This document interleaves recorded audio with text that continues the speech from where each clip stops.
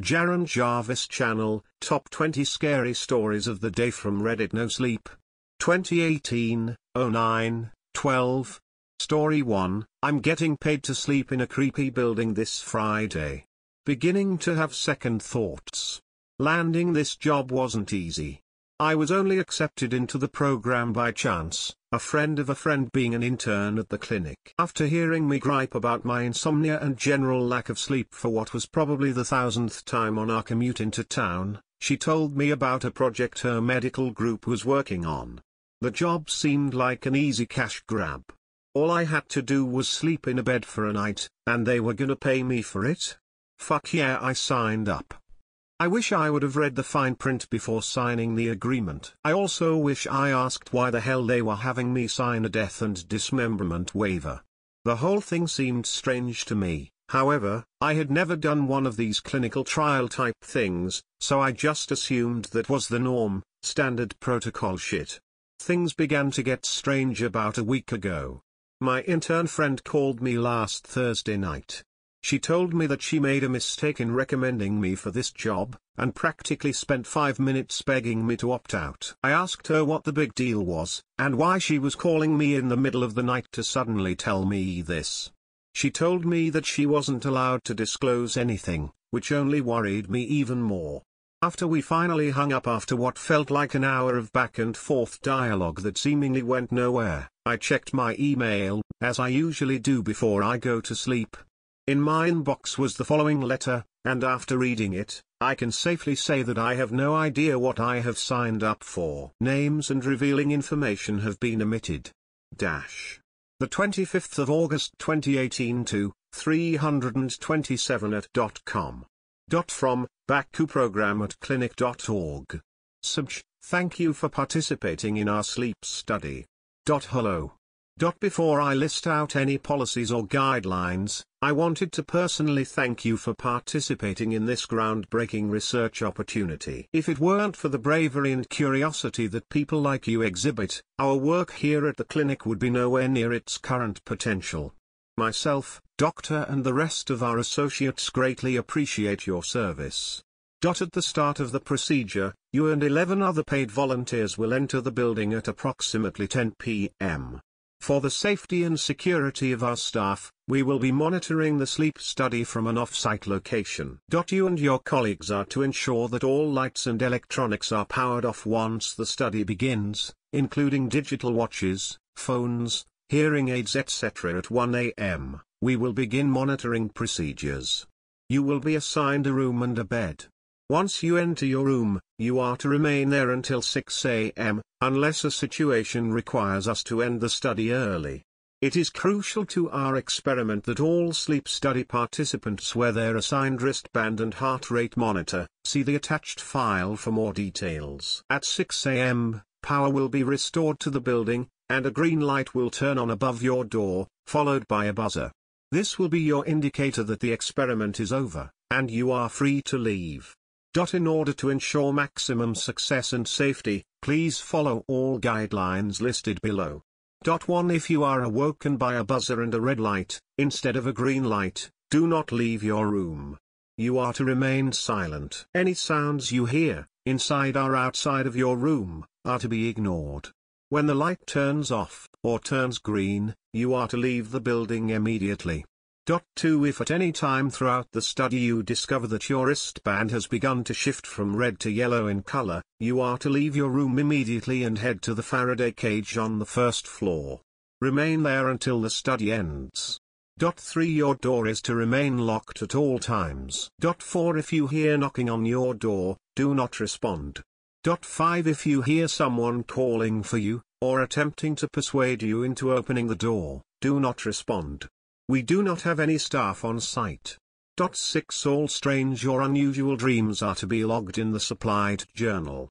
7. All participants will be supplied with a vial of liquid and a small bag of rock salt. If at any time during the study you hear, see, or feel anything inside your room that should not be there, you are to form a perimeter surrounding your bed with the provided rock salt and remain there until the experiment ends. 8. If the instructions listed in number 7 do not work, you are to douse yourself with the provided vial of liquid. 9. If upon the end of the study, you come to notice that A, all other participants are missing, or B, the layout of the building has changed, return to your room immediately. 10. If upon the end of the study, you come to notice that one or multiple subjects have not left their rooms, you are to leave the building immediately and notify staff. Thank you, again, for your participation in our program. At the end of the study, you will be compensated $15,000, which will be sent to you within 3 to 5 days. We will notify you with a follow-up email if anything changes, as well as provide you with the necessary waivers and confidentiality agreements. Sweet dreams. Your friends and associates at the research clinic. I don't know what to do. After reading this, I'm very nervous. I haven't heard from my intern friend in 5 days. She won't answer any of my calls, and her car hasn't been in the driveway of her duplex. The study is going to be taking place this Friday, and I'm still on the list of attendants. The money seems way too good to be true, but I'm unemployed right now, and my roommate has been paying the rent for the past 2 months. I need this job badly. If anything happens this Friday, I'll make a follow-up post. Story 2, I got my son back. My son, Johnny, disappeared when he was 12. He was out on his paper route and never came home. The authorities were diligent in their search for him. There were hundreds of people looking for my son. I spent most of that time crying. My husband, Jay, attempted to console me. But all I heard was the fact that he was missing. My boy, my only child, gone. I often wished they would find him dead. As long as they found him, that would be fine with me. The unknowing was intolerable. Sometimes I thought I saw him. I had to remind myself that he couldn't be 12 anymore. Time had moved on without him. So the smiling boy on his bike could not be Johnny. My Johnny was most likely underground or eaten by animals. Time went by so slowly. Jay left me after a few years. He said he couldn't handle how depressed I was. He wanted me to move on. But how do you move on without knowing where your child is? We still talked on the phone and he even helped me with bills, but he remarried and had a little girl. I was genuinely happy for him. As happy as someone with no joy could be. Then it was 15 years later. Nothing in my life had really changed. My cat died, but I kept her in the freezer because I couldn't let her go. I rarely left the house except to get groceries. I was picking up some items and I heard a young boy ask his mom if I was witch. I did look the part. I didn't blame him. Knotted hair, disheveled clothes, and a hunger in my face. The day of the witch comment, I was driving home and I saw a man walking along the road. He looked haggard and dirty. I was planning to ignore him, but he turned his head towards me and smiled. I slammed on the brakes. Despite the dirt and years, this man looked exactly like my Johnny. My mouth hung open. He grinned and walked up to my car. "Can I get a ride, Mom?" I was at a loss for words. I nodded and the man got in the passenger's seat. My house was only 10 minutes away. At first we sat in silence. I was scared to even look at him. "Nice day," he remarked haphazardly. "I appreciate the ride, but I could use a good meal. Any chance you could help me with that?" I nodded. We were soon at the house. I pulled into the driveway. He got out of the car, looking around thoughtfully. I hoped maybe he would recognize where he grew up, but I couldn't know for sure. I unlocked the door and invited him in. He was the first person to enter the house other than me since Jay left. The man walked to the couch and took a seat. He seemed at ease. I still had no words, but I made it to fridge and compiled a simple sandwich. I handed it to him and sat in the chair across the room. The way he ate his sandwich looked so familiar, yet odd. He removed the bread and lettuce and only ate the meat. My heart felt like it would explode. Could it be? Could Johnny have come home? He turned to me very suddenly. "I would like to live here with you now," he said sternly. "But you cannot tell anyone about me." "I never would," I exclaimed. He smiled. "It won't be easy living with me. I don't care. I have waited for you for so long." I yearned to reach out and touch him. "What happened to you?" "I will tell you, I promise. But first, answer me this. What do you see when you look at me? His voice was soothing. I trusted him, my son, Johnny. But all grown up. Tears filled my eyes. Would you prefer me to be your little boy again? My jaw quivered. Yes, I said in a whisper. Close your eyes. I did as he asked. I heard him get up. I dared not open my eyes. He stood in front of me. You may look now.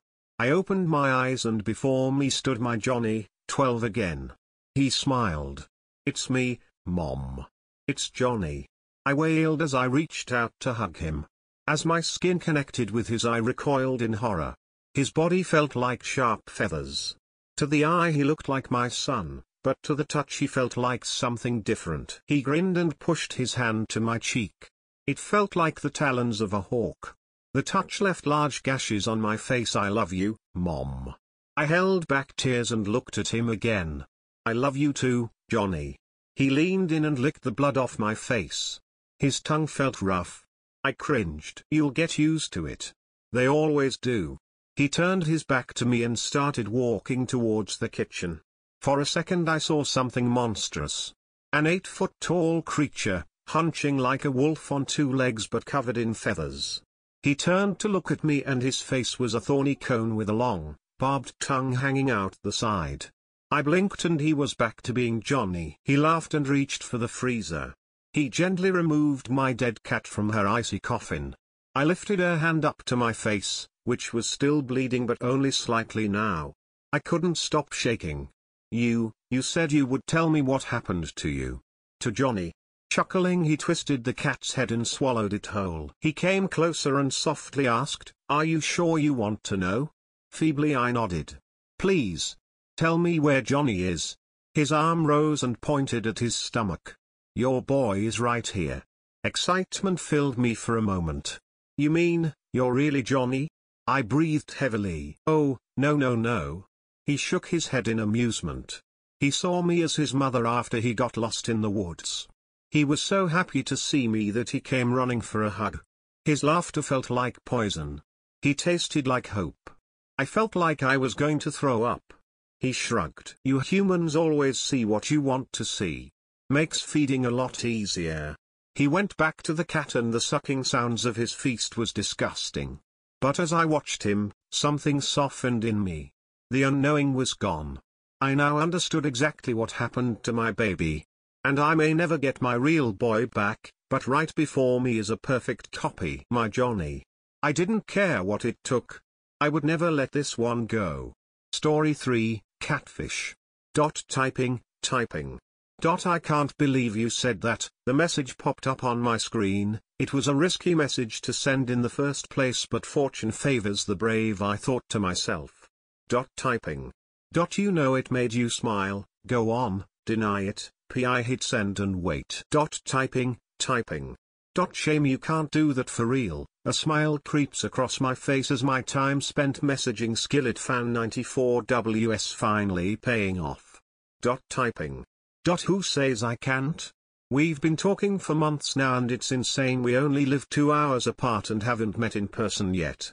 It's not like you are actually some 40 years old guy, is it?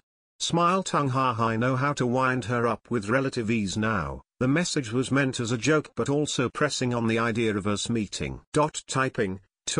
Okay, let's do it. Let's meet. Although the message is digital, I can still sense the hesitation she feels. Throughout the course of the night I continued to reinforce the idea I'm not some crazed serial killer and I just really wanted to see the woman I'd connected with while on some mundane Facebook group amongst the comments section. It was almost 3 a.m. and we had finally ironed out all the details of us meeting that weekend, 3 days away. Then we called it a night, promising to continue in the morning. Morning came and as promised we arranged the last few details and who to look for when we finally met at the train station. Although we had exchanged photos, the idea of someone turning up who looks nothing like the picture had crossed both our minds and we had made that very clear. The day came and I sat nervously in my car, within view of the platform of the train station waiting for her to step off. The 2:45 to Reading, eastbound was running on time. As the train pulls into the station I edge forward in my seat, She was so beautiful in her pictures. Long blonde hair, not natural but suited her perfectly, electric blue eyes that could stop a man in his tracks, long slender legs many a time I had dreamt of wrapped around my waist in throes of passion. The passengers begin to exit the carriages. As the last carriage empties and my suspicions of her standing me up were almost confirmed, she steps into view. Instantly I could see she was not as tall as she told me she was, but I didn't mind, I like them smaller. And her hair was more a mousy blonde now, not really platinum, but I can look past that, maybe needs to just read it or something. In fact, as she walks off the end of the platform, along the path and past my car, I can see that her eyes are almost a dull grey, not so much electric blue as I was led to believe. All in all, she still looked amazing and I just had to have her. I waited until she was past the back of my car and I opened the car door. In one sweeping motion I wrapped my arm around the side of her head, nestling her mouth and nose in the handkerchief I already had in my hand, soaked in a potent yet sweet-smelling liquid. As her body goes limp, I open the rear passenger door and gently place her on the seats. Looking around, I get back into the driver's seat and make my way to the little cottage we had booked a few nights before on one of those last-minute websites. She hazily regains consciousness, shackled to a chair in an empty room, the pleasant wallpaper and indents in the carpet betraying the memory of where furniture used to be only adds to the panic-infused hysteria setting in. She wants to scream. She wants to move. She wants to be anywhere but here. The rolled-up fabric rammed halfway down her throat ensures she will never scream. The cold steel handcuffs already digging into her wrists ensure she will never move. As the door opens and she sees me standing there for the first time, wearing nothing but the blood and sweat from God knows where, I ensure she will never be anywhere but here again. A few hours later I emerge from the little cottage freshly dressed and ready to set off home. As I get into my car I smile as I look back at the cottage. I'm going to have such fond memories of our time spent there, the things I did, all the promises I held up my end. The crying, the muffled screams, the begging through tears and a broken jaw. I maybe took things a little far admittedly towards the end, no one should suffer how she did in those final hours, but I was just so excited and well. It was our first date, I wanted to impress you. I left you there, in that room and used your card to buy another few nights at the cottage, you deserved the uninterrupted rest. As I get home and settle down in the living room I fire up my laptop and sign into Facebook. I guess these things don't last long, short little flings, but oh well. Scrolling through Facebook I begin to look for the right kind of comment, someone to strike up conversation with, someone unattached and engaging. Typing. Where were you? An instant message pops up on the screen, my blood runs cold for a moment. Typing. What do you mean? I type back, surely it can't be. Typing. I was late getting to the train station, so I had to catch a later train, then my phone died, so after waiting for an hour and you not showing up I headed home. This has to be a joke, surely, I think. A smile creeps across my face, maybe today wasn't our first date, maybe today was just a test run. Typing. I'm so sorry, can we reschedule? I'll make it up to you. Story 4, God help me, they were not dreams. My grandma left me the diary she kept during and after World War II. I read it, and I live in fear now. I've been thinking of posting this story here for some time now. I tried writing it down multiple times, but it is so complex and it was told to me so long ago my memory is crumbling, but recent events made me sit down and write everything. Now when I look back, I know it all started when I was a child, with the story my grandma told me all those years ago. Also, that was the only time she ever mentioned it. Then and never again, no matter how hard I tried to persuade her to humor me, and tell me more. It may be long, but I have to tell you everything in order to understand the background and things that are happening now. She passed away 11 years ago at age of 91. Grandpa followed few years later and died at age of 94. Unfortunately, I was too far away when she and later he died, and was not able to attend the funerals. I still regret it to this day, but it was something I had no control of. My relationship with her was not close, but we were not complete strangers also. We had some good times, and bad times, as every other family I guess, so yeah, normal. She lived in a village with my grandpa and their 5 children, my mother being one of them. They were farmers, living a simple life of taking care of their land and cattle. Their farm was big and one of the richest in the village. They were considered good hosts and good people. It now lays in ruins unfortunately, and the village is almost empty. Apparently, she had a will no one knew about. Not the one in which she and my grandpa split the land and goods to their inheritors, but second one, secret will, handwritten by her. She left her dearest possessions and the secret she kept with her for all those years to me, with a note saying I hope this clarifies the story I told you all those years ago. I am sorry for not being able to tell you everything. When you read this, you will understand why. Be safe and keep an eye on the sky. Love, K. I took the package and left the office. I was confused as to why it was left here, in the capital city of the state I live in, when she and my grandpa lived south, far away. But everything made sense. I will explain. I asked attorney to tell me why am I getting this package here when my grandma lived in the south of the country and not in the capital. He told me that he doesn't know, but it was taken from the highly secured vault and the letter came to him from his director personally with instructions to find me, and hand me this box my grandma left. I also asked him why now. My grandma died 11 years ago, but he couldn't answer that. He knew as much as I do, but he mentioned that sometimes they are demanded by their clients to execute the will on a specific date, so he made a guess it was the case now. So my grandma wanted me to get this box today, few days before my 30th birthday. We live in Eastern Europe, on the Balkan Peninsula. During the World War II, we were surrounded and of course, attacked by the Nazi Germany. We couldn't stand a chance even though we fought hard. During the war years, collaborators and or state army modified villas, large or small houses into their own command centers. Every city, big or small, had one of them and they were the places of horrors and unspeakable evil if taken over by collaborators or Nazis. Whoever was taken in there never came out alive. After the war they were taken over by UDBA, translated as State Security Service or State Security Administration, secret police organization. One of those houses was in the town near the village my grandparents lived and where I grew up. We all knew that house as UDBA and it stood there, in one small street, abandoned and empty for decades. There were stories circling around that neighborhood about the lights going off in the middle of the night, shadowy figures standing at the windows, noise coming from the inside and many more. And no one ever dared to go in. The closest anyone ever got to my knowledge, was one guy that came at the door during a dare game. Someone dared him to go in and inspect the interior of it. He went to the door and tried to open them, only to find out they're locked. When he leaned to hear if there's anything inside, was the scariest thing that happened to him ever. He ran away immediately, as his friends ran after him. They say the look on his face was pure horror. When they asked him what happened he said that he heard someone breathing roughly on the other end, and that he felt the putrid smell oozing from the cracks in the wooden door.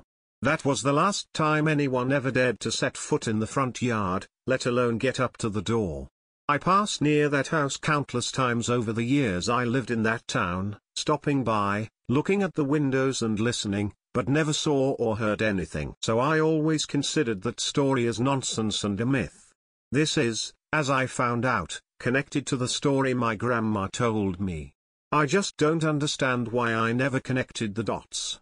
I will now try to tell you everything I remember she told me when I was 15. Here's how the story goes.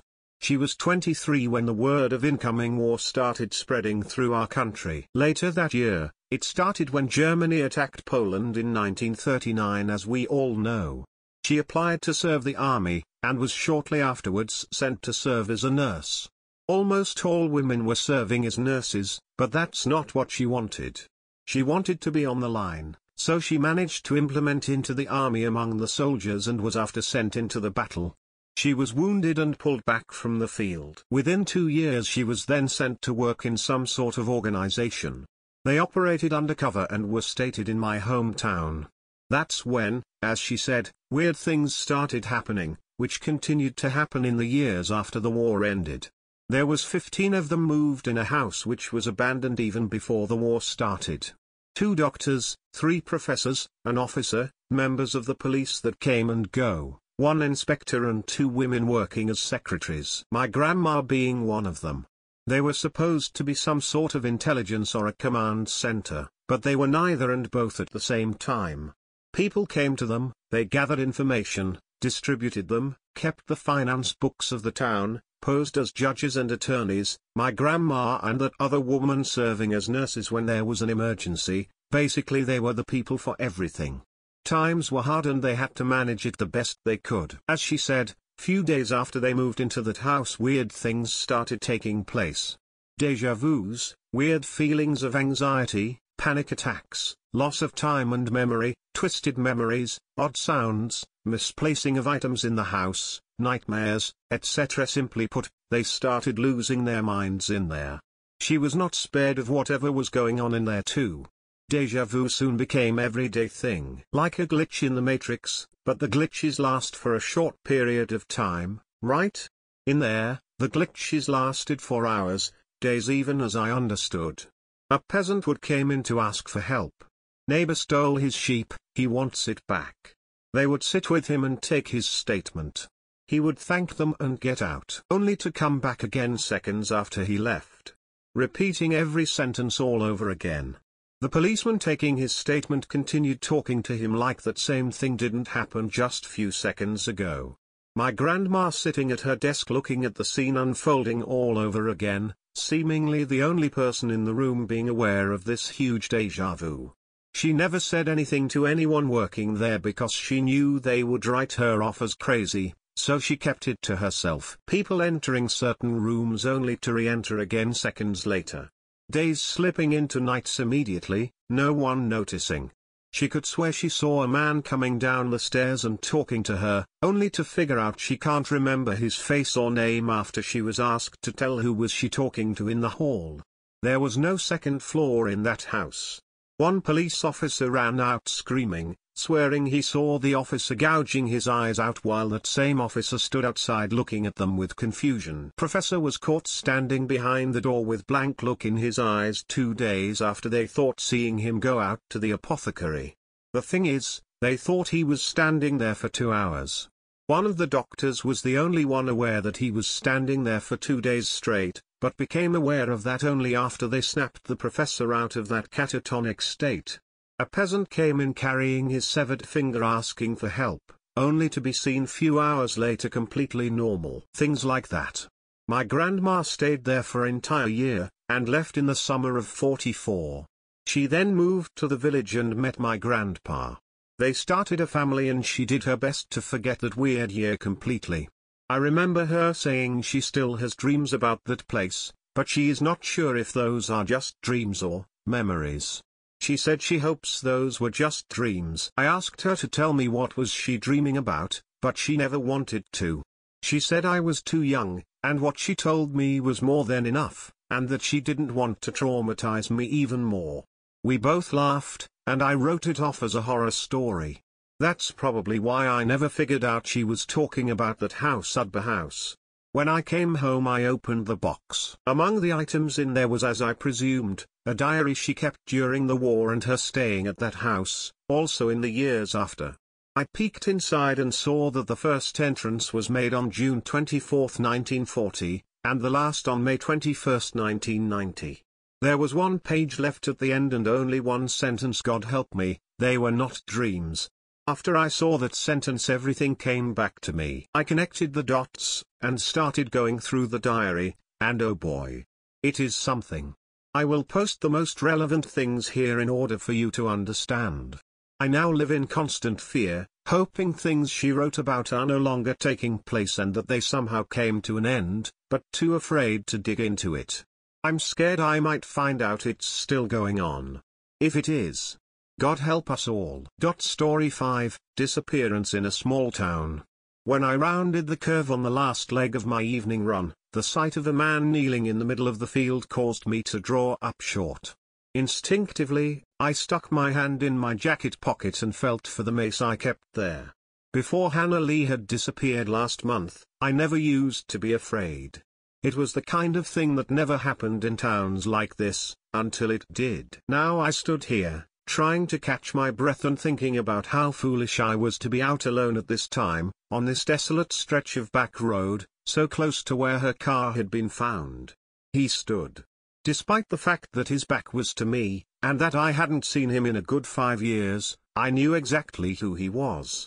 He started backing toward me, stretching out a row of twine as he walked. For the first time, I noticed he had half the field gridded off, like he was planting a garden. But this was the end of November and this wasn't his field. I watched him end the row and hammer down a stake before I got up the nerve to speak. Dean? Dean Turner? I called. He spun around, eyes wild, hammer raised. I felt bad about scaring him. I took a few steps toward him. I'm sorry I startled you. He lowered the hammer, but his frown remained. Do I know you? That stung a little, though I guess being not remembered was better than being remembered as that weird friend of his little sister's who couldn't stop staring at him when I went to his house for sleepovers. Not that he stayed home much then, anyway.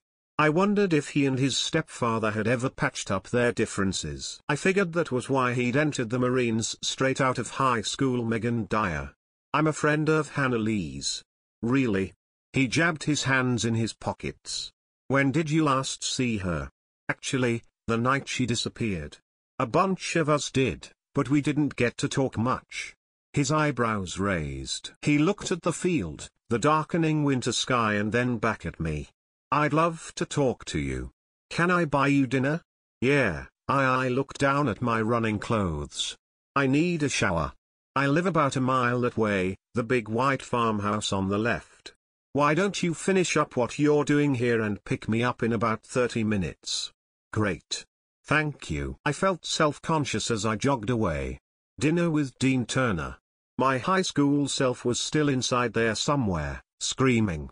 Those green eyes and freckles still made my heart race. Then I thought of Hannah Lee and felt a surge of guilt. I wondered if my beautiful friend was alive or dead, or if we'd ever know. I showered and dressed as quickly as possible and had just finished drying my hair when I heard Dean pull into my drive. He got out of the car as I came down the steps and went around to open the door for me. I remember you, he said. You're the girl who helped me clean my leg up that night I wiped out on my motorcycle. He gave me a crooked smile. That one left a mark. My face heated and I was glad it was almost dark. I'd never forget that night. He'd asked Hannah Lee to help, but she was squeamish about things like that and I ended up helping him clean it. He took me to Jelly's Diner, which was about the only decent place to eat in our tiny town. I followed him to a booth in the back. After the waitress took our order, he leaned forward and said, "Okay, tell me what you remember about the night she disappeared." Well, there was a party at Nate Marsh's house. He has one after the Bucks every home game. So, you go to the same college as Hannah Lee? Yeah. I'll be transferring to MTSU next year, but it's just cheaper to get my prerequisites in here. Anyway, Hannah Lee came by around 10:30, but she didn't stay long. She had a paper due or something. Was she drinking? No. I looked at him, surprised. She might have had a soda, but Hannah Lee didn't drink. Ever. Your dad? He nodded. Their dad had been killed by a drunk driver. I didn't think she did, but I'll tell you why I asked in a minute. Go on. There's not much to tell. She hung out for about an hour. She acted fine. Happy. Bubbly as always. She said she had a big paper she needed to work on, but we all made plans to get together the next weekend. She left alone, at 11:40. I remember because she said, "Crap, Frank will be mad if I'm not home by midnight."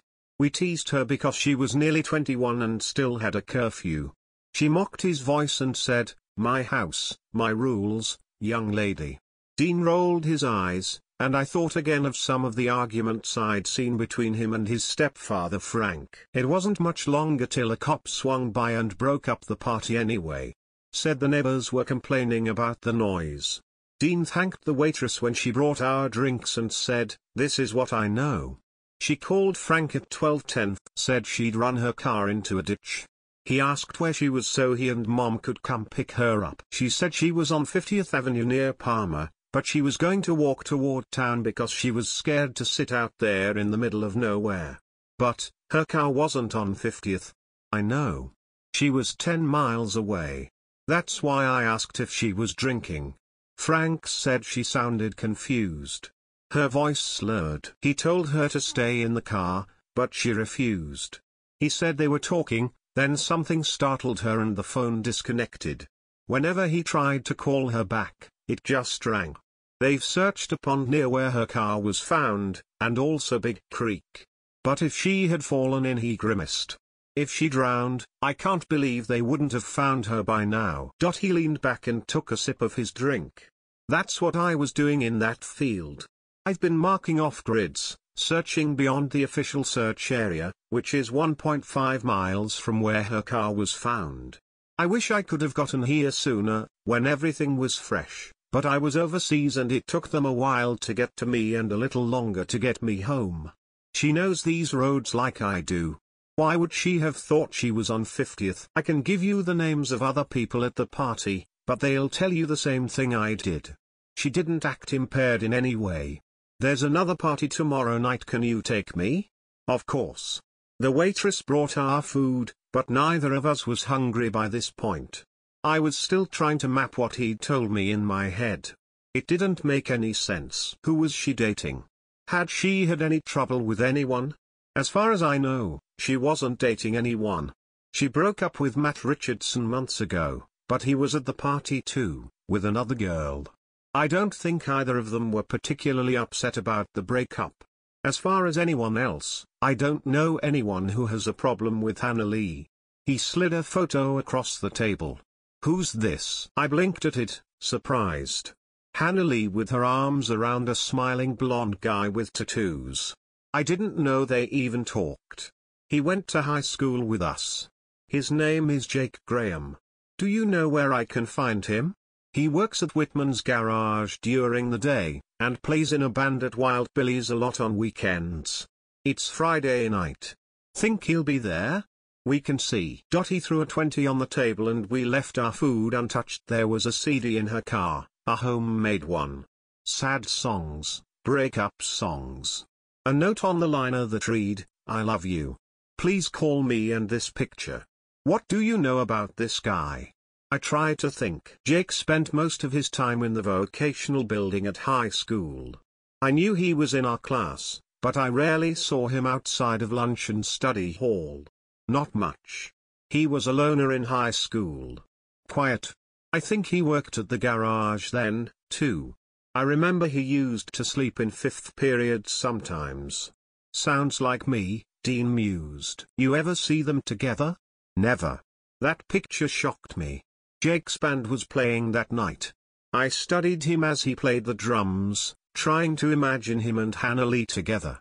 He was handsome, for sure. Blue eyes, blonde hair, great teeth. He'd always seemed nice enough, but I never would have pegged him for Hannah Lee's type. Matt Richardson and her other boyfriends had all been jocks. Jake walked past the bar and out the side door after his set. We followed him outside. He glanced at us and nodded as he lit a cigarette, then his gaze jerked back to Dean. You're Hannah Lee's brother. Have you heard anything? Has she been found? No, Dean said, and Jake dropped his head. Oh. I was hoping, she sent you here for me. He looked so sad. So lost. I wondered if Dean saw that too. How do you know my sister?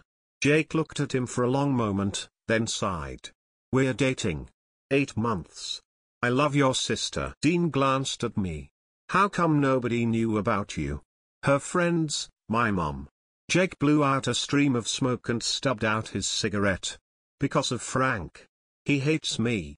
Why does he hate you? Look at me. Do I look like someone Frank would approve of? Dean snorted his agreement. Join the club. I found a CD in her car. From you? Yeah. We'd been going through some rough times. I was tired of sneaking around.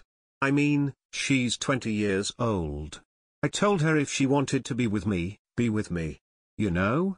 We broke up for almost a month, and it was the longest month of my life. But we worked it out.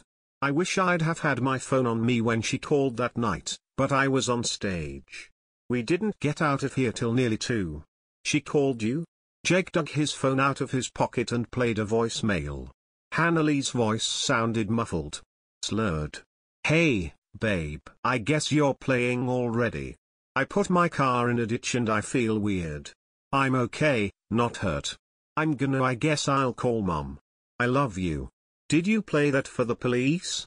Dean asked, of course. As soon as I heard she was missing, I went straight to the police station. I've taken a lie detector and everything, and they've checked my alibi here. I'll do anything to find her. Can you guys follow me back to my place?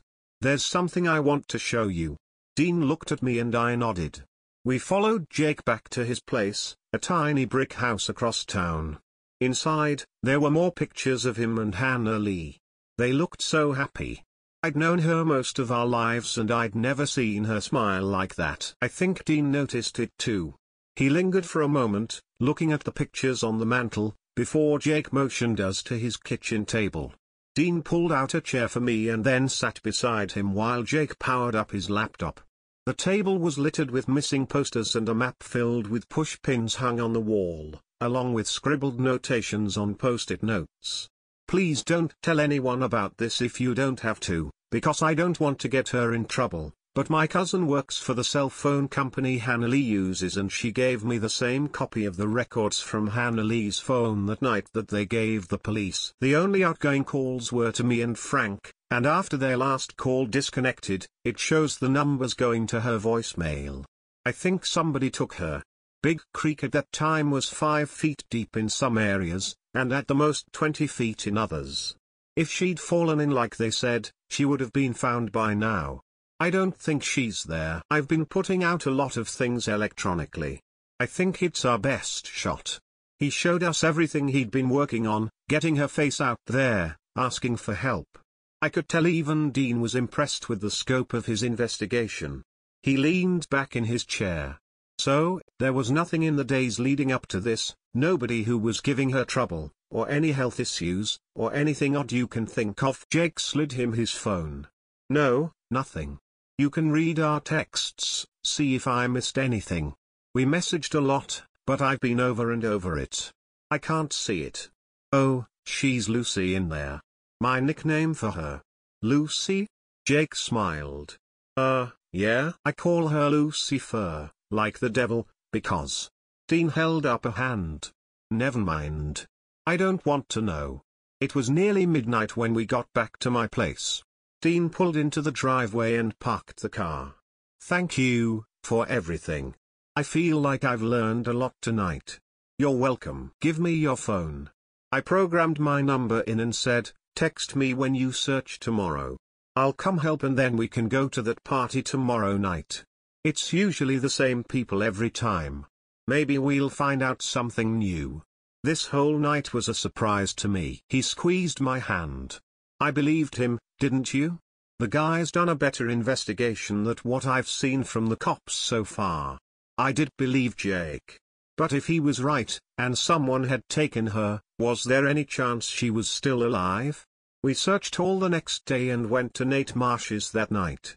Dean had been gone so long I don't think a lot of the crowd knew him. We split up and started talking to people. Hey, Megan. Nate greeted me with a kiss on the cheek. Looking good. Glad you could make it. What can I get you to drink? Just a Coke, please. Sure thing. I was talking to my friend Amber, when I heard a commotion and looked around to see Dean lunge across the bar and grab Nate. He slammed Nate's face into the bar and said, "What did you put in that? What did you just put in her drink?" Nate mumbled something and Dean grabbed his arm. He jerked it behind his back, making Nate cry out. "Call the cops," Dean told me. "Call them right now." No, please. Nate begged, but I was already punching in the numbers on my phone. "It's not what you think. I think I just saw you drug this girl's drink. Is that what you did to my sister?" Nate paled. You're Dean Turner. Look, I swear I don't know what happened to Hannah Lee. I had nothing to do with that. Did you drug her drink? Dean moved the glass of Coke to the side. You might as well tell me. The cops will test this. Yes. Okay. Yes, I did that. But she left and I thought she'd be okay. She only lives a few minutes from here. She had time to get home before it started working. Look, man, I was here. I was here all night that night. I have people who stayed here too. They can tell you. Dean slammed him into the bar again, and again. A couple of guys moved to pull him off Nate, but Nate was out cold. Dean grimaced and let him slide to the floor. 2 carloads of police arrived a few minutes later, and we told them what had happened. The older cop looked at the younger one and said, "The chief will want to talk to them. Bring them in and I'll load this one up." They wouldn't let Dean drive us to the station. "Travis, really?" Dean said to the younger cop. "Please, Dean. Let's just do what he says. I'll bring you back to your car when we're done."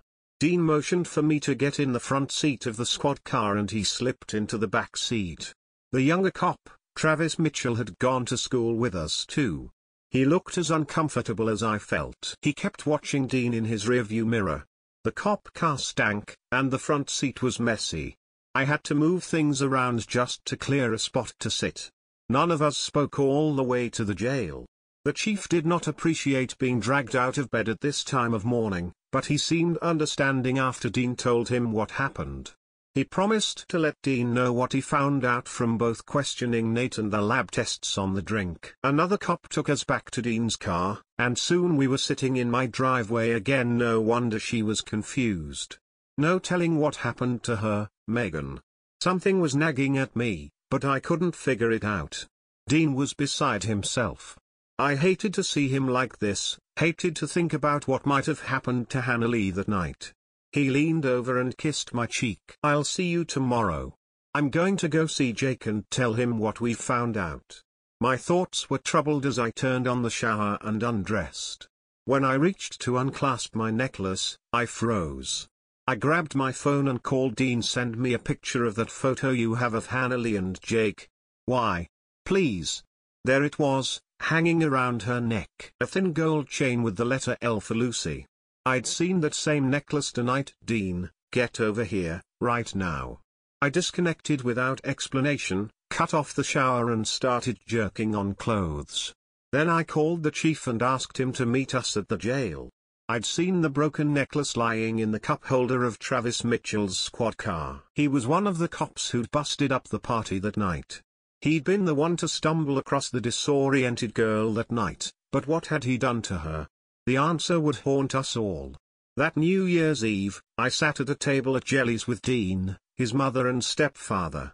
Things hadn't been easy this past month, but family has a way of coming together. Frank had even hugged Dean when we walked in. It was a start. Dean grimaced, looking around at all the bright decorations. "She should be here." "Relax, Ma, we had to stop for gas," a familiar voice said behind us. Dean jumped up to hug Hannah Lee, then Jake. We all did, even Frank. Jake mouthed a wow at Dean over Frank's shoulder and we laughed. She looked thinner, paler, and the ghosts of the bruises on her face peeked through the makeup she tried to cover them with, but she was alive. Travis Mitchell had stumbled across her that night by accident, and he'd taken her. The chief had found her naked and starving, handcuffed to his bed. Hannah Lee wouldn't talk about it much, except to Jake, but she told us that Travis, spooked by his encounter with Dean, had planned to kill her that night and throw her body into a quarry. Jake had been by her side ever since. She'd freaked out when they did the rape kit and even more so when they tried to sedate her. He hadn't let them do it. Instead, he'd stayed with her, holding her hand, talking her down and soothing her until it was over. He spent every night at the hospital sleeping in a chair by her bedside, and after she'd come home, he'd slept on an air mattress on her bedroom floor. If anyone could help her get past this, it was him. I think even Frank realized that. Later, after we ate, Jake fed a few dollars into the jukebox in the corner and asked her to dance. It was sweet to watch him spin her around, dancing until she was laughing and breathless. The next one was a slow song. Dean stood and reached for my hand. Want to dance? I can't dance like that guy, but I think I can handle this. He held me close. Hannah Lee winked at me, then pressed a fervent kiss on Jake's cheek. Only a few hours left of this year. I hoped the next one held better things for all of us. Story 6, I work the graveyard shift patrolling one of the oldest, largest graveyards in New York. I'm a Bronx, New York native. Born and raised. My family has been here since the borough was all swamp and forest. I'm the black sheep of my family in that I decided to take a shitty job as a security guard at a cemetery. I'm a bit overweight and really tall, and just never had a knack for academics, so I kind of fell into a security job after high school at a store my friend managed and somehow, several years later, ended up here. I'm kind of a loner, so when I was offered a graveyard shift at one of the biggest and most impressive, but also desolate, cemeteries in New York, I said hell fucking yes. I work in a place called Woodlawn Cemetery. If you look it up, this place is massive. The likes of Miles Davis, Celia Cruz, Duke Ellington, countless famous politicians, actors, musicians, etc. are buried here. The J.C. Penney family. List goes on. If you've never been, I'll just open with describing it. It's a Civil War-era national cemetery. It used to be a POW camp for Confederate soldiers. About 12,000 POWs were sent here, and the conditions were terrible. The town, before it was a national cemetery, was a place called Elmira. But as the war waged and conditions worsened, extreme cold, flooding, inadequate shelter, lack of food, etc., about 3,000 of those prisoners died. They started to call it Elmira.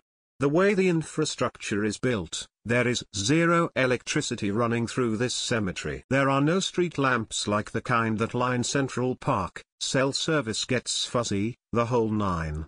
And this next point is not to be understated, this place is big.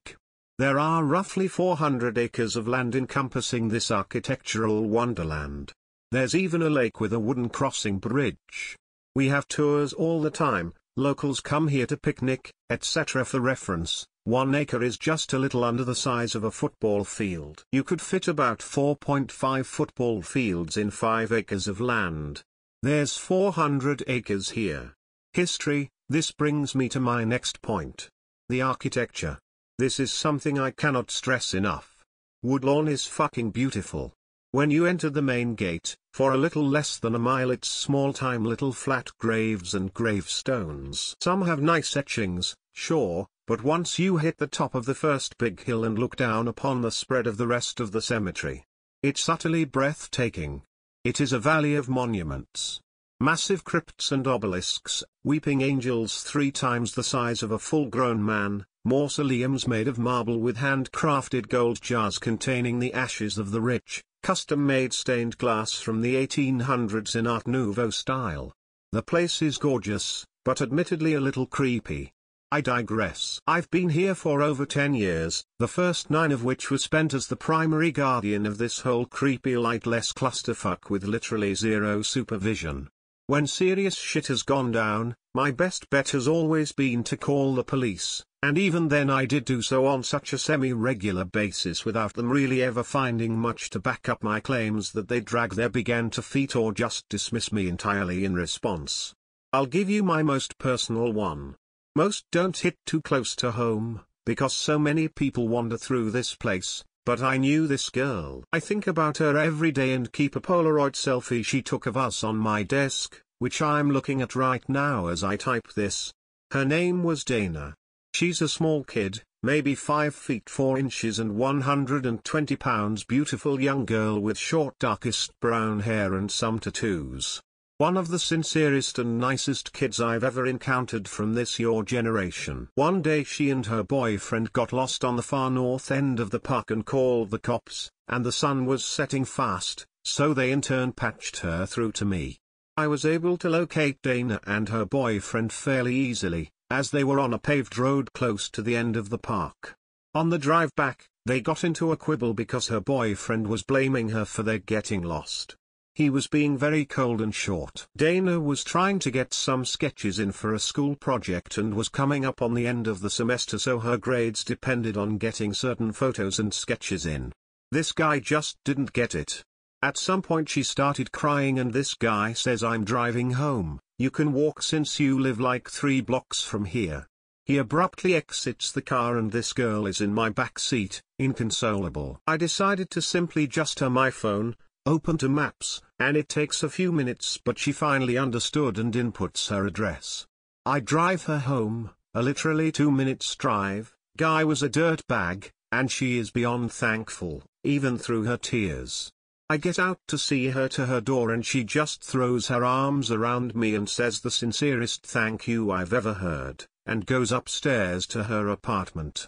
Dana came back the next day after her classes and locates me just in the main gate sitting in my car. This kid ordered all this Italian food, she noted my thick Italian accent, and bought food from the best spot in our neighborhood. We sit down and chat, whilst I keep my radio on, and just hang out and talk. She's a 19-year-old art student going to school in Manhattan. She grew up a stone's throw away, so this is a favorite haunt of hers, said it brings here both joy and comfort to visit often. I'm fresh on the job for maybe a month, so I'm not familiar with all our regulars, but after this visit, I started to run into her once or twice a week at least. I'm an old guy in my 50s, single and no kids. Dana is the closest I came to ever having anything like a kid in my life. When she had a certain destination in mind or got stuck far out and wanted a ride, she'd call me and I'd drive her out or come pick her up. Sometimes she was alone, sometimes she was with that cold fish boyfriend of hers, but she had a passion for art and architecture like I've never seen, and her work was beautiful. I was happy to be there for her. Our little car rides were wholesome, full of stories about her fun, active social life, something I never had, stories about the bustling city and her dreams to build beautiful things in the old style of architecture that made old NYC beautiful, parties with her friends. It made me feel good, and our friendship was something I truly treasured. I looked forward to those texts. "Hey, you working tonight?" I loved her as a father might. I like to think so, at least. God, I'm tearing up just remembering her smile and that last time I saw her. Anyway, this is getting lengthy. I'll try to be brief. One day, maybe 8 months later, Dana came through and she was in pieces. She comes right at the start of my shift and says her boyfriend left her and she just wanted to hang out alone.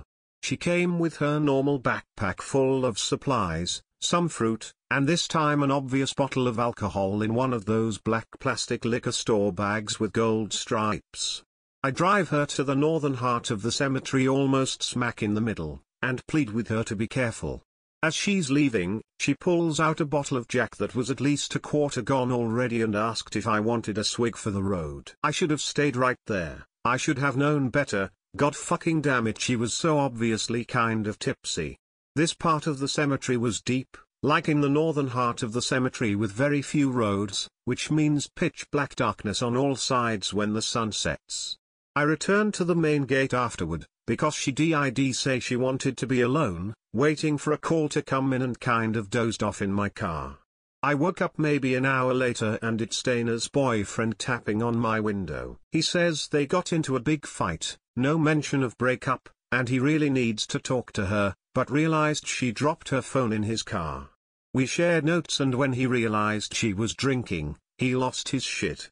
Lightweight little woman, had an abuse problem in her early teen years, etc. We drive out to her favorite spot, near a particularly large and dark obelisk, and all of her things are strewn about as if she was struggling and the contents just spilled out, but no trace of Dana.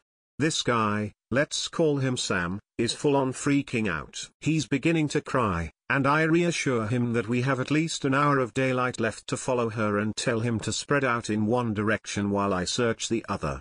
He stashed what was of the Jack in the back seat as a tension reliever when we found her. After about an hour and a half I am panicked. I forgot to get Sam's number and have no way of reaching him. I know he has an iPhone with a flashlight, but there are no other lights out here, and the darkness is setting in fast. It's beginning to snow, and we have no time to lose because the winds here can make it brutally cold in the deep of January. At night, even with my headlights on, I can barely see 5 feet in front of me. I exited my vehicle again near the obelisk site and tried heading in the direction Sam did and heard a gate slam several feet ahead of me. I run towards this sound, my weak and faltering flashlight cutting the dense darkness in every direction. But there are no mausoleums nearby, the closest had to be about a half-mile away. This area was mostly statues and larger headstones. I feel my heart leap into my throat at this realization, and a split second later, heard this. Not a screaming, but a blood-chilling loud just expression of some sort. Like a really loud and aggressive exhale, but there were levels to it, like 3 or 4 people with different tonal inflections were all making the same loud noise at once. I ran back to my car and tripped over some roots along the way, cutting my knee bad on a gnarly protruding root on the way and fucking it up pretty bad. When my blood hit the grass, I heard the same sound again but closer and louder. This time instead it sounded more like an inhale. It sounded pleased. I cut the bit of root and ran with it still in my fucking knee back to the car and booked it. My car was on and one of THR backside doors was open, which I knew wasn't that way when I left, but without even checking my back seat for an intruder. As I steered away, I swear I could make out some sort of long daunting shape, not opaque but swirling like a putrid black mist in the farthest distance my measly headlights could reach, half blending in with the snow.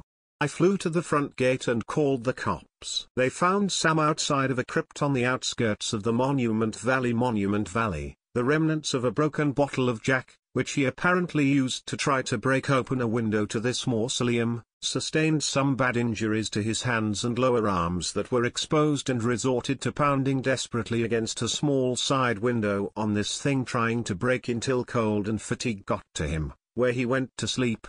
Enough around that he was found partially covered in snow. Inside the mausoleum they found Dana, missing a chunk of her neck and shoulder, every ounce of her blood drained from her body, but not a single race of blood inside. The bite marks were too wide and unsymmetrical to be a human, and her skin wasn't just bit off and apparently were finely shredded. Her fingernails were shredded from apparent attempts to escape the crypt.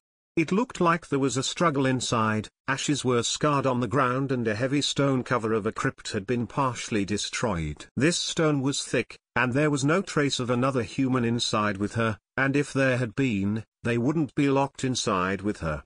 The most unnerving part is that there were no other harms of physical harm on Dana. Like no real bruises or broken bones. And this particular place she was trapped in hadn't been opened in years. We had a uniquely difficult time locating our copy of the keys. To this day they have absolutely no idea how she got in there, and whatever Sam saw or witnessed has passed with him. I actively avoid that part of the cemetery, especially after dark, and am much more vigilant now about keeping track of my guests and tour groups, patrolling well before sunset and warning people about that area and reminding them we'll be closing soon, etc. God, I don't know what prompted me to write this, but I just needed to get it off my chest.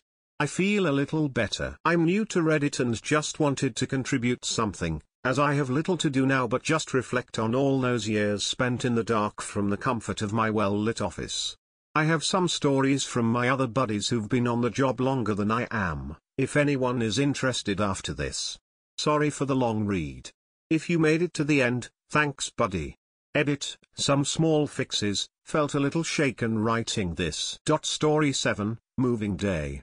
I hated moving. My mum and I move house usually every 6 months to 1 year, sometimes even earlier. It was horrible, the goodbyes, the new schools, the new faces. By now I don't even bother to learn people's names. What's the point? I will be gone before I know it. And I never understood. As a child I was always confused when my mum would burst in flustered and sweaty after hearing her fight with a new boyfriend. But now I am older I can see a pattern. Thankfully, I never had to meet any of them. My mum worried I would become too attached to them and then inevitably they would break up and I would be sad. My mum always strives for my happiness, but I always felt too guilty to let her know how fed up I really am with constantly moving. We pulled up to our new home, for a few months most likely, and I peered out the window. It was a small modest house, right at the end of the row of houses. By the side of the house a huge oak tree loomed over it, making it look tiny.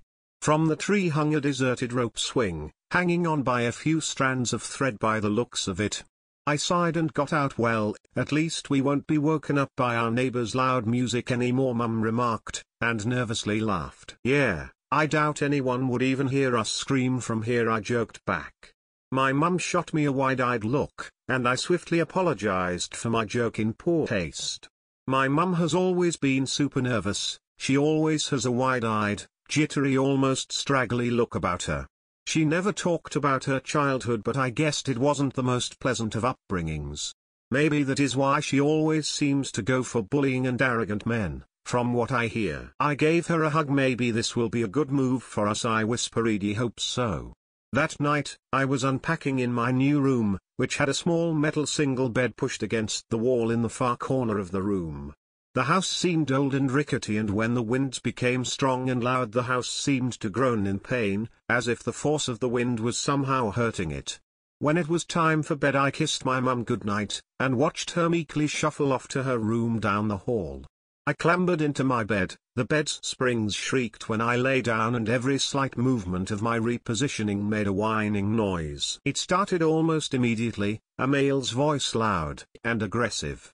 I couldn't make out what he was saying. I heard my mum whimper and answer him in hushed tones. It began to get louder and louder, my heart began pounding, I needed to intervene. I was worried he would hurt my mum. I quickly got up, swung the door open and clattered down the hallway to Mum's room. I burst into the door and quickly scanned the room. Mum was stood by the open window, her eyes were wide and her skin looked waxy. Holly, she shrieked, what are you doing? You need to leave now.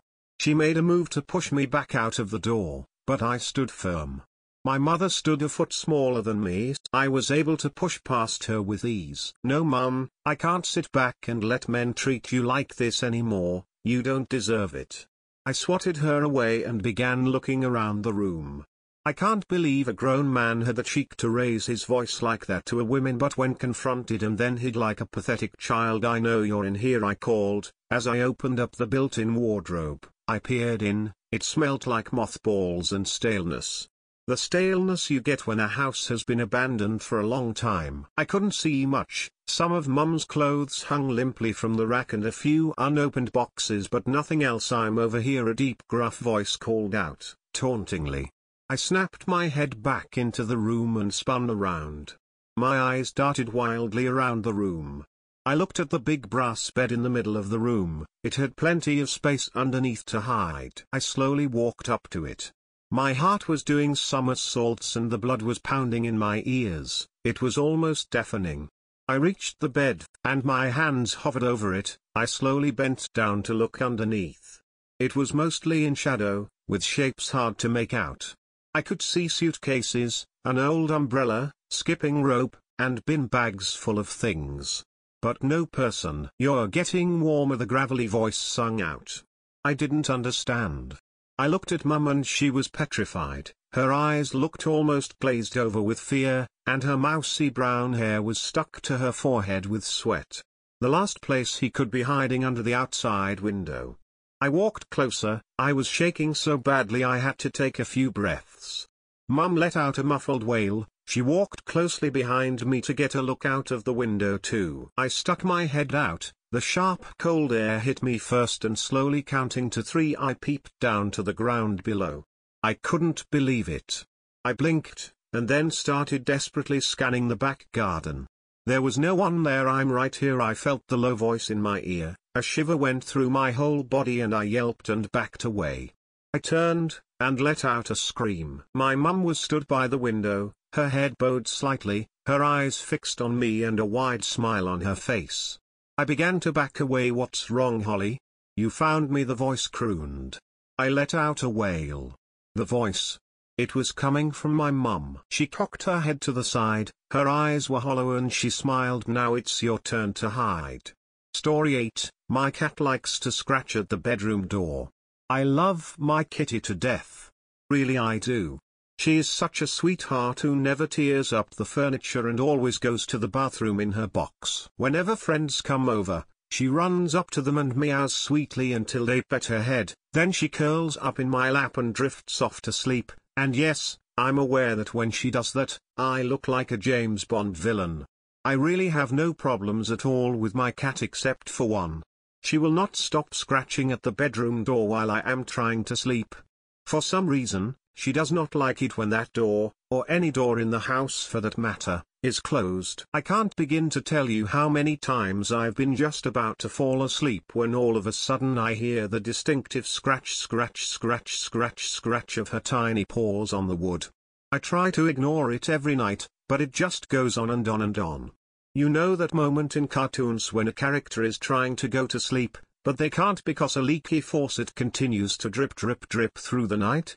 It's like that, except right at my door. Finally, when I can't take it anymore, I pull myself out of bed, a feat no one should have to do at 2 in the morning, and stomp over to the door to let her in. She immediately scampers in and slides under the bed, peeking out at me like she wants to play hide and seek. All I can do is slump my shoulders and ask, "Why are you so desperate for this door to be open?" I don't expect the cat to answer. Seems like a simple problem, right? So why am I writing about it on here? Well, here's the thing. Last night, I was all curled up in bed under my freshly washed sheets, still warm from the dryer, and I could feel myself starting to drift off into one of those sleeps that you know is going to last until at least noon the next day. Then, almost like clockwork, I heard the scratching at the door. I audibly groaned into the darkness of my room. She wasn't going to stop until I let her in, and tonight she sounded even more desperate than usual, almost frantic. The rhythmic scratching almost sounded like pounding, and her little claws seemed like they were trying to scrape their way through the door itself. I rolled my eyes and muttered something about her being a drama queen, and just as I was about to get up to open the door when I stopped myself. "No," I said out loud, "no, not tonight. I'm sorry, sweetie, but I am trying to sleep, and you should be too." The scratching continued, just as loud and desperate as before, and I was about ready to yell at the door again, when just then, my cat slipped out from under the bed. She had fallen asleep under there, and had poked her head out to see what the noise was.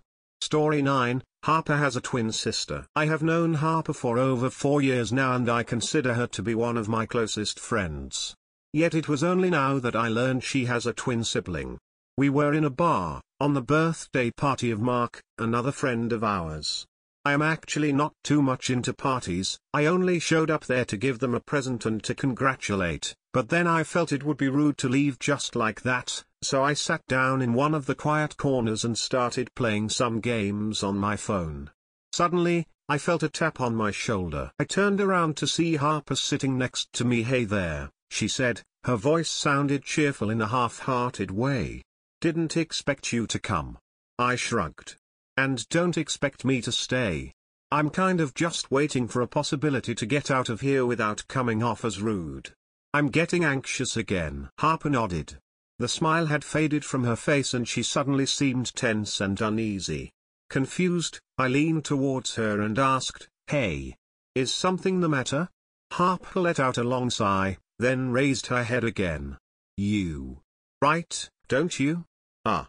Pretty vague question, but yes." "Fiction or things that really happened?" "Both," I answered. Harper sighed again. "Okay then. Could you do me a little favor?" "Sure, I guess. I want to tell you a story. Well, it's actually more a recounting of events than a story. And I'd like you to write it down and post it somewhere online." I frowned. I don't think I am the right person to do that. See, not many people read the stuff I publish and... Harper cut me off. "It will be enough. I would do it myself, but if she would find out that I wrote about her, she'd take down the post immediately. Or worse. I'm sorry, I'm a little nervous right now." "Who is she?" I asked. "That's what I wanted to talk to you about. Do you promise you'll write it down? Don't you think we should go somewhere else? I mean, you don't seem like it's something you'd want others to listen to." Harper's eyes widened and she looked around quickly. Yes. Yes, you're right. Let's go outside. We stood up and went outside. After sitting down on a nearby bench, I took out my smartphone to take a few notes if needed. Go ahead. Harper took a deep breath. I'm sorry if I sound a little mixed up. It's kind of hard to find words. What I'm about to tell you isn't a nice story and I admit that I'm awfully nervous. I hope you don't mind. It's all right, I said, trying to sound comforting. Tell me. I have a twin sister. An identical twin sister. I have not many people about this, in fact, only my family knows about it. But lately, there were incidents that led me to believe that more people need to know about my sibling. Of course, identical twins are rare and of course, the birth was not easy for our mother. But in the end, both of us were born in perfect health. The name of my twin sister is Macy. We grew up extremely close and for the longest time, we were the best of friends. People would often confuse me for her and the other way round because we looked so similar. We would love to play little pranks like that. When we were kids, we found that really funny, but as we got older, being confused with one another became more bothersome. When we turned 13, it became so annoying that we decided to get different haircuts so anyone could obviously spot the difference. And it worked. I cut my hair short and she wore hers long and with bangs. We enjoyed our newfound individuality. From then on, we began to part ways. Do not get me wrong, we were still friends, but we started to dress as differently as possible, enjoy different activities. Not many identical twins act like that, but we were in fact happier that way. Everything was alright, until we turned 15. That was when Macy started to get in trouble more and more often. She started to smoke and drink a lot, and of course, our parents were worried sick. She began to show up less and less at home, and sometimes, she would even stay away completely for about 2 or 3 days. She also would behave really weird whenever she was with me, like drop small comments on how I always acted so nice just to please everyone and how everyone now thought she was the evil twin. I tried to get along with her, but she just continued to grow distant. Our parents did not really dare to do anything, and even when I told them we should admit her to a clinic or something, they would be too scared to do so. They were not scared of her, but of her becoming furious and to stop loving them. To me, that was just nonsense, but I was always one to listen to my parents, so I didn't complain. Then, when we were 17, it all reached the boiling point. Macy had been away again for 3 days, and the next time we saw her was at the police station. Our parents were called because she apparently had broken into a closed liquor store and stolen alcohol and the money left in the store's cash register. She was sent to juvenile prison, not for long of course, but right afterwards our parents finally accepted what had to be done and admitted her to a clinic where at least her alcoholism could be treated. When she turned 18, the doctors treating her looked over her case once again, but decided to keep her in treatment a little longer. After she got out, she cut off all ties to our family, and it has been 6 years since then. This is kind of hard for me to believe that I have not seen my sister in 6 years. Harper looked up at me and sighed. After a moment of silence, I spoke up. So, what made you want to let others know about it? No. And why did you keep it a secret in the first place? Well, it's just something no one from my family likes to talk about. And I really do not like to be reminded of her either. It hurts whenever I think about her. And how close we used to be. The thing is, a few weeks ago, my parents got a phone call. They said it was Macy's voice. The caller didn't identify herself, but they were sure of it. She screamed something about how she had always known they hated her, and how she would come for them. For all of us. The week after, I found a note on my drawer. It said, "Did you miss me, sis? It cannot have been a prank, I mean, I live together with my boyfriend and he does not know about Macy." It went on like this. Clothes have started vanishing from my wardrobe and my driver's license from my purse. The thing that scared me the most happened when I came home from work one day.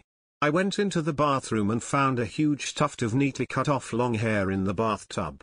It was just like mine. It took me a few seconds to realize that it was hers, and when I did, I fainted. My boyfriend found me, and after I came to, I told him everything.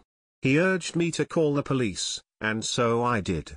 But they have not found her yet, nor anything that might point to where she is at the moment. I just hope they find Macy as soon as possible. I don't want to live like this anymore. Just yesterday, Mark called me on the phone, asking me whether I would show up today or not, because I had not called him back like I said I would when we met 3 days before. The thing is, I cannot remember having met him that day. Story 10, May all your wishes come true. When I was 10 we used to spend every summer at my grandma's house. She had an old home from the late 19th century. The house was built with lots of various storage areas, crawl spaces, closets and alike. For the most part the house was free rein for us children to play, except the attic. We were never to go in the attic. One evening this July, whilst making dinner at home, I received the dreaded phone call. Grandma Louise had passed. In her later years her mind really seemed to slip, first diagnosed with Alzheimer's and later with dementia as well. It was expected, but sad nonetheless. A few years back my parents decided to pack up and retire in Costa Rica, so I was left to assist in the sorting of Grandma Louise's affairs. In her home she had a lot of little gems, though mostly junk. But if you sorted through enough you could find some stuff of value. For the first time in my life I could go into her attic. I was nervous at first entering, having it been forbidden to me for so long. Once I got up there it was clear to see it was a standard attic, junk, boxes, and dust. I was sorting through the boxes of junk, photos, when I found mine and cousin Jane's old dance costumes. Truthfully, I am surprised to have seen my photos and costumes in the same chest as Jane's. Jane was always the family favorite, beautiful, rich, charming, the whole 9 yards. But if you ask me, she was a bit of a stuck-up cokehead. She was constantly borrowing money from the family, taking off on random adventures as she called them, that would leave the family to think she was dead. I never understood how she was the family favorite. I was so responsible, and she was so self-destructive and irresponsible. Things just always seemed to work out for her, and oddly enough, never for me. I came across a chest. It was locked, but the lock was decayed, and I am sure at this point it didn't matter to Grandma Louise if I broke it open to have a look. I opened it up and inside was one single, leather-bonded book. The writing on it appeared to be some form of Latin, or another dead language of sorts. It read Somnium tum est ad interiorem crescia ignis, ut facti veritas est lux vestris somnio interiorem ignis. Onima misit unus est alias scil lucrata. I tried to translate it, it wasn't very clear, something about a fire and a soul? I was unsure. But inside the front page was an inscription in English. Now this one I could read. For all desires to become reality, a trade must be made. Written on the first page of the book was all sorts of random things: Ford Model T, Agnes B. Shepherd, love, William Wagner, money, Teddy Osgood, travel, Anne Winford, retirement, Betty Smith, the list goes on. It appeared to be littered with random things, that people wished for next to a name. Underneath each item, it would be signed off by someone, whose name didn't match. It appeared the names next to the wishes were not the author of the wish. I had been going through significant financial troubles, and it was unfortunate Grandma Louise didn't leave very much money, and what she had left was to be sorted between all the nieces and nephews, though the largest sum went to Jane. Not to come across as the gold-digging type, I was truly sad about Grandma Louise's passing, but I also desperately needed money. I was in a hard place. So, I decided to take the book. In the event it was worth something I could make some cash, and if not it was a keepsake. I did some research online, and from what I understood this book was a wish book, worthless to sell. You simply write your wish inside of it. Since the book had no monetary value, I decided to take a stab at it, and I decided to write my wish, money, simple as that. Because I had noticed that all the other writings had a name next to it, I thought maybe it was someone to share the wish with. I decided to put my old university dorm mate Hannah Hitchcock. From what I understood, she could use some money. Hannah Hitchcock. Ashley.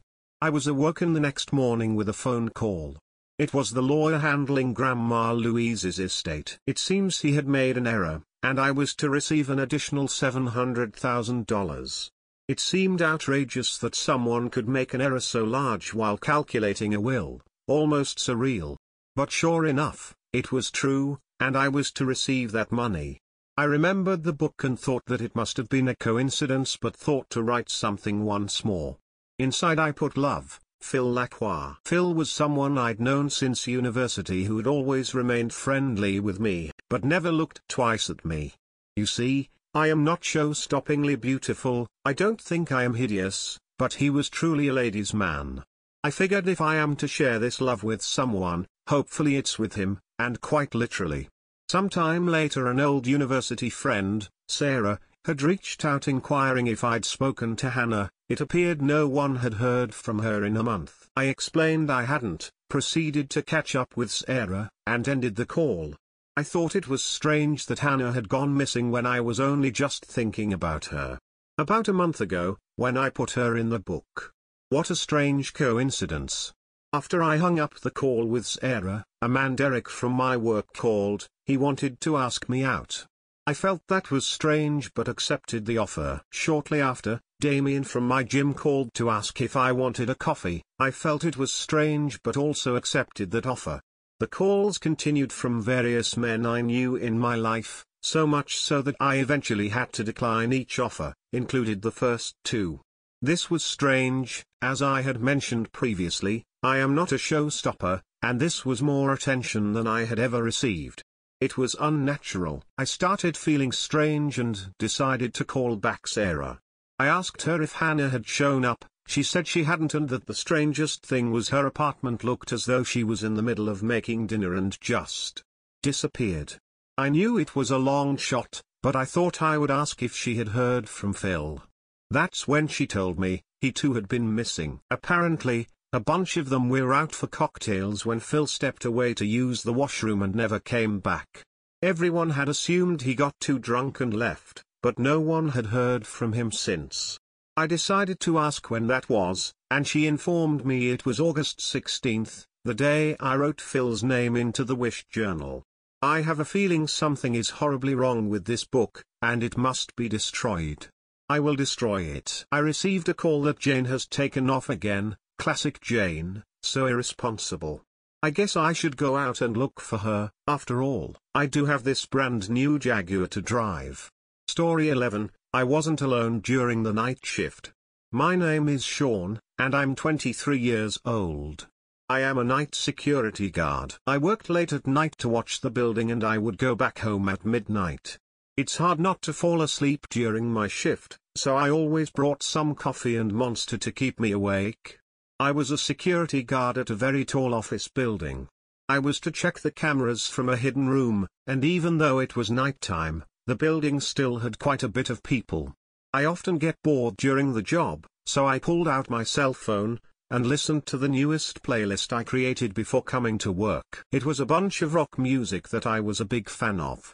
But sometimes, when I listen to my music, I hear knocking noises. I would yank out and hide my phone because it was the manager coming in to check on me. I wouldn't want anyone to see that I'm just listening to music.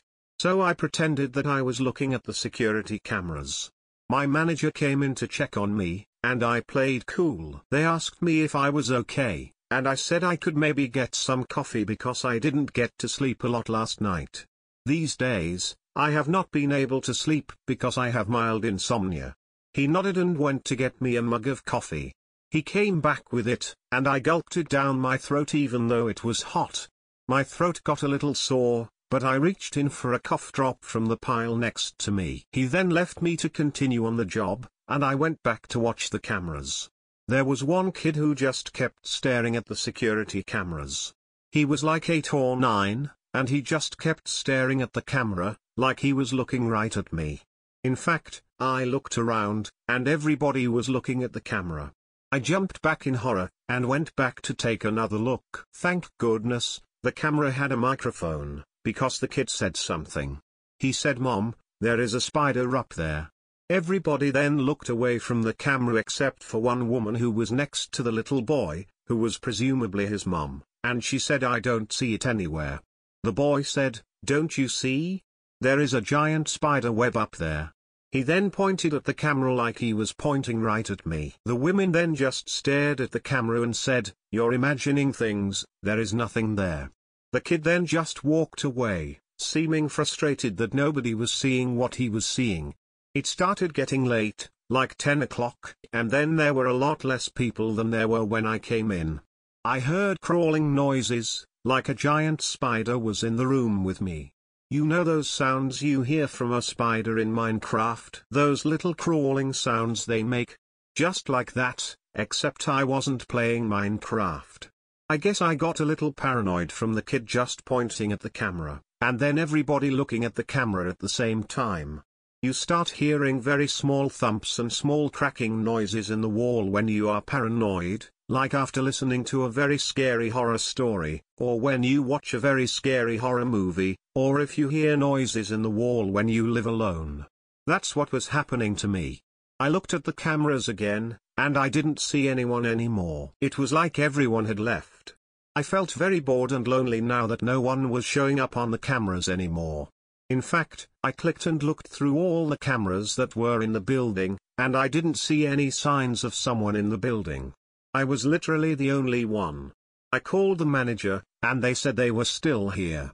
I said I didn't see him anywhere on the cameras, and he said he was in the bathroom. I then saw the bathroom door opening in the cameras, and I saw someone walking out. He said he was out of the bathroom. A few minutes later, my manager said that his shift was over, and that I would be on my own. It wasn't too scary for me, since I was used to being alone in the building while everyone else is asleep. I would just stay in my room, occasionally stand up and stretch. I watched movies on my VCR that I snuck into work while peeking at the cameras every few minutes. Even though I'm a grown man, I still loved Disney movies, because they make me feel like a child again.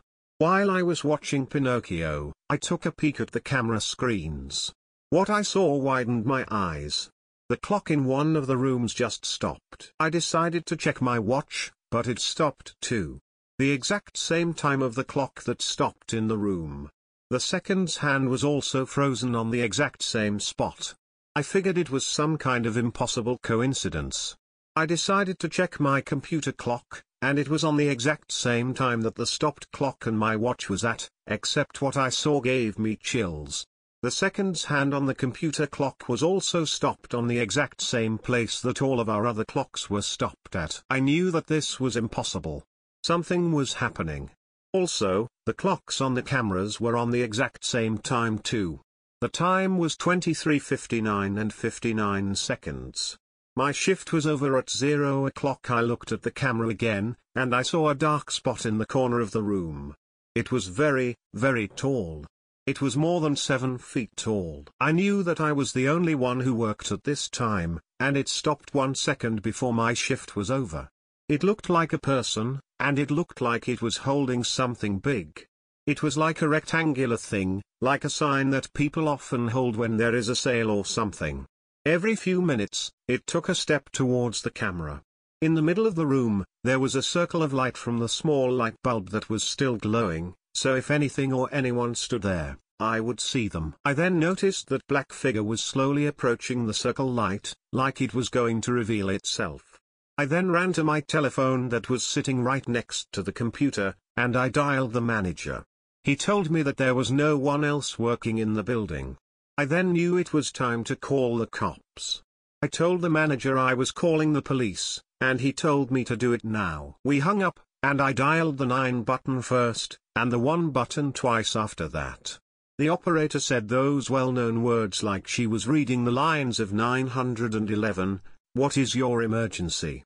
I told them that there was a creep inside of the building I was working in, and they said they would send someone there. They then asked me for my address, and I gave them the address that this building was at. When I looked back at the cameras, I felt a sudden pain in my back, like a stabbing pain.